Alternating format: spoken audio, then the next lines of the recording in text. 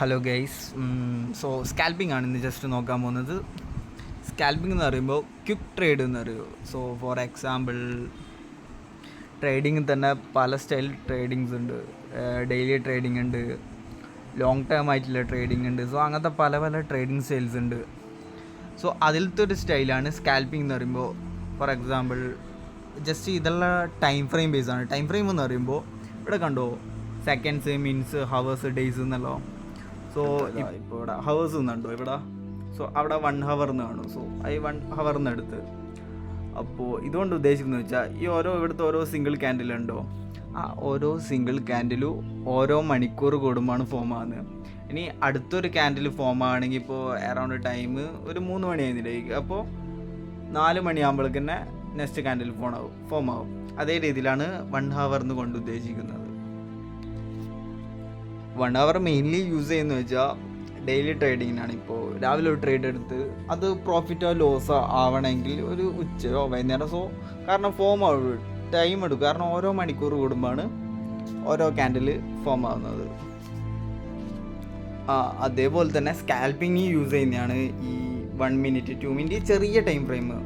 1 minute എന്ന് പറയുമ്പോൾ മനസ്സിലായില്ലേ, ഇത് ഓരോ മിനിറ്റ് കൂടുമ്പോഴാണ് ഓരോ ക്യാൻഡിൽ ഫോം ആവുക.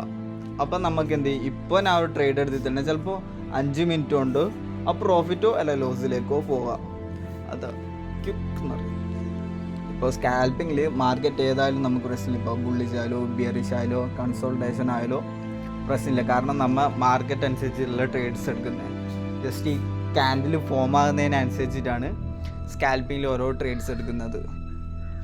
സ്കാൽപ്പിങ്ങിൽ മെയിനായിട്ട് വേണ്ടതെന്ന് വെച്ചാൽ എൻട്രി കറക്റ്റ് ടൈമിലായിരിക്കണം. മീൻസ് അന്ന് ഫാസ്റ്റ് ആണോ എന്ന്. 1 minute ആയതുകൊണ്ട് തന്നെ വേത്തിയായി ക്യാൻഡിലിൻ്റെ പൊസിഷൻ മാറിക്കൊണ്ടിരിക്കും. അപ്പോൾ നമ്മൾ എത്ര ഫാസ്റ്റ് ആവുന്നോ അത്രത്തോളം നമുക്ക് ബെറ്റർ ട്രേഡ് എടുക്കാൻ പറ്റും സ്കാൽപ്പിങ്ങിൽ.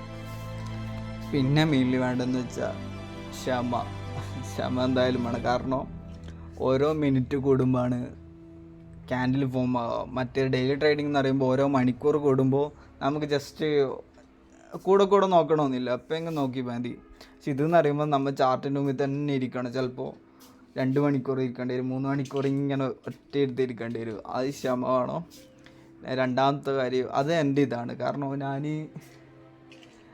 രാവിലെ ഉച്ച രാത്രി എല്ലാ ട്രേഡ്സും നോക്കിനി. എനിക്ക് കുറച്ചും കൂടി ബെറ്റർ ആയിട്ട് ട്രേഡ്സ് എടുക്കാൻ പറ്റുള്ളൂ വെച്ചാൽ ഈ 11-12 മണിക്ക് ശേഷം. കാരണം അതും കുറച്ചും കൂടി കൺസിസ്റ്റൻ്റായിട്ട് പ്രോഫിറ്റ് ഉണ്ടാക്കാൻ പറ്റുന്നുണ്ട്. ലോസും ഉണ്ടാവും, ലോസും പ്രോഫിറ്റും. കാരണം നമ്മൾ പണ്ട് ട്രേഡ് എടുക്കുമ്പോൾ എങ്ങനെയാണെന്ന് വെച്ചാൽ $5 പ്രോഫിറ്റ് ഉണ്ടാക്കിയിട്ടുണ്ടെങ്കിൽ $20 ലോസ് ആക്കും. അപ്പോൾ ഞാൻ നേരെ ജസ്റ്റ് ഓപ്പോസിറ്റ് ചിന്തിച്ച് നോക്കി. $5 ലോസും $20 പ്രോഫിറ്റും, അങ്ങനത്തെ ഒരു റിസ്ക് റിവാർഡ് വെച്ചിട്ടാണ് ഞാനിപ്പോൾ നൈറ്റ് ട്രേഡ് എടുക്കുന്നത്. ചിലപ്പോൾ 12 മണി ഇടുന്ന 3-4 മണി വരെയുള്ള. സോ ഇത് രണ്ടും നിങ്ങൾക്ക് പറ്റുവാണെങ്കിൽ എൻ്റെ വാട്സപ്പിൻ്റെ ലിങ്ക് ഉണ്ട്, ഗ്രൂപ്പിൻ്റെ. സോ അതിൽ ഫ്രീ ആണ്. ജസ്റ്റ് നിങ്ങൾ ചെക്കൗട്ട് ചെയ്ത് നിങ്ങൾക്ക് പറ്റുവാണെങ്കിൽ ജസ്റ്റ് അതിൽ നോക്കിയാൽ മതി.